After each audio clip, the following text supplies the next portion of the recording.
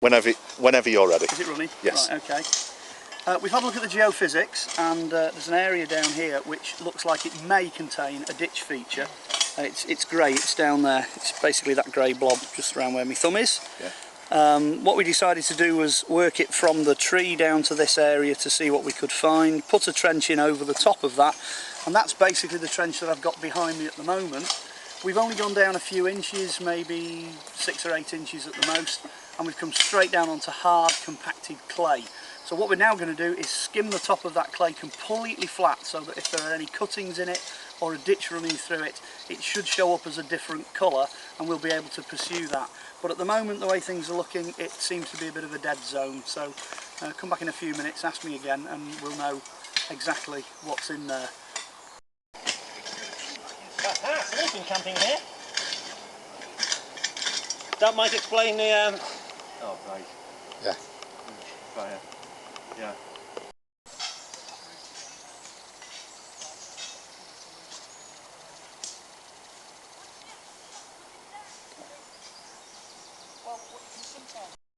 Just keep singing. We're going to put in some signs up now. Yay! I stuck one on the table. Shovel and a pick and a dirty big. Oi! What? Yeah, it's got sail in there. I never said anything. And I've got it on video. Have you? Nice one. What? Stay. Oh, right. Right. Bring us down. Bring that to stop.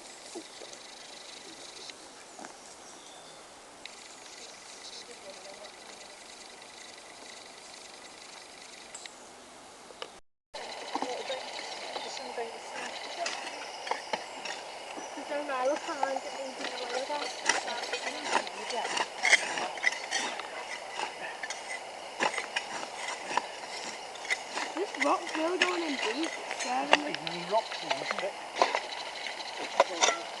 I think all the rocks are up here, Mark.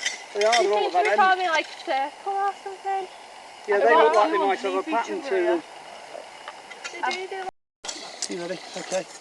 The reason we're digging so viciously into the mound at this point is because at some point in the not too distant past, something with tracks, something like a tractor or track laying vehicle of some kind, has gone right across the middle of the mound here.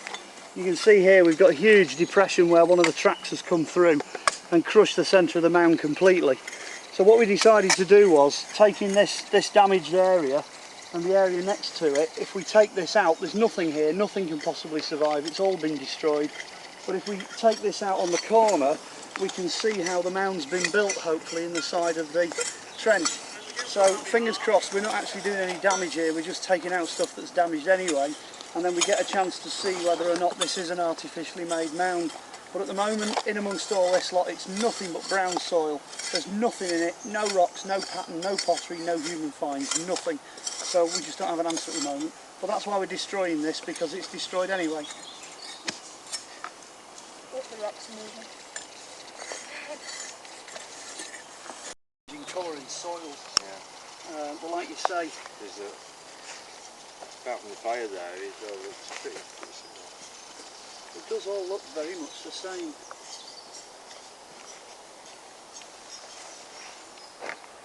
There was only one thing, which was that, but nothing. It looked like a square at first. There's a couple in that one as well. That's Yeah, that's fire burn. Yeah. Surface fire burn from the fire pit. That's right. That's what I said. That's where we got the tent pegs from. One from over there, one from over there. And someone's been camping. Yeah. How hard is this? Is it as hard as it looks, this ground? Yeah. Yeah, it is, so He can. Yeah, it's rock solid, isn't it? Yeah. Well, he couldn't get the shovel through it. So I mean, could you, sunshine? You were struggling. Can't even get this little thing through. Pickaxes are banned on here. No, it's a match on. They're still banned. Mark had a nasty experience with a mattock. Oh, Yeah, a mate of mine went through an 800-year-old tile kiln with one, not knowing what it was. On Manly. Yeah, he took the corner off it before he realised he'd done any damage. Can you, You know that one little course that I ran at Chester, when you think about it, they've scattered off into so many different areas now, you know? Got the whole of the northwest of England's got bits of the archaeology course dotted through it. Yeah, your cow, your fault. Drag them in. Bob should be doing this as well. Yeah. Would you want to take 5 and go and get a brew down to the site? And then we'll get Like so. You've seen the size of this rock? Yeah, it's big, isn't it? Yeah, I can't find the end of it.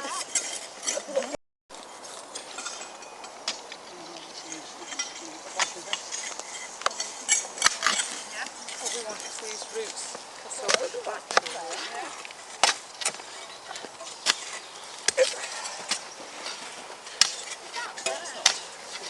Just lift these up.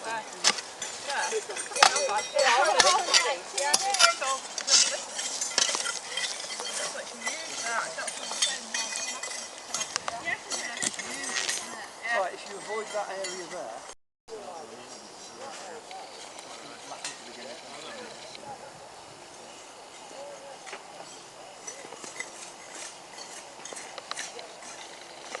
So though it's quite a bit more expensive, it's, at least we do run the courses. Yeah. I think the first model is going to do is one I'm really interested in is student evolution.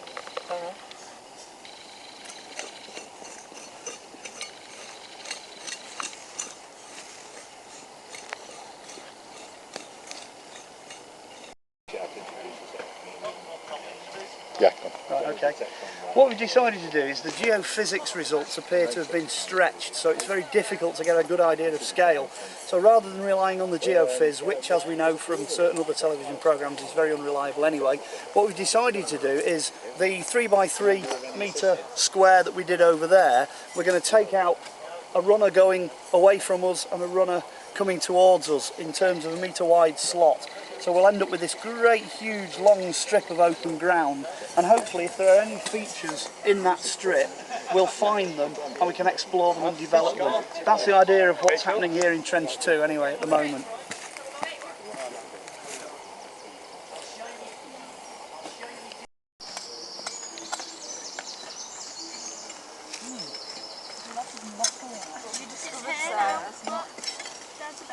Okay, leave it in if you hit it and just go after the black stuff.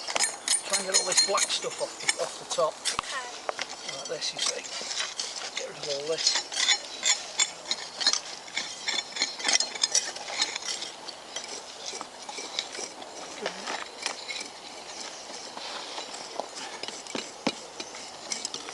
See, I've got something up here now, look. See? This clay over here as well. Oops, you didn't see that. Went straight through and knocked the stone out of place. You just can't, can you? You've never seen Tony Robinson putting things back in the trenches, do you? Not on camera, no. It's very in a way. That one's alright, because that's in the clay. I'd leave that one where that one is. Here we go, so you get the colours coming in. How are you doing, Chelsea? I don't know, but you just put it down the pan.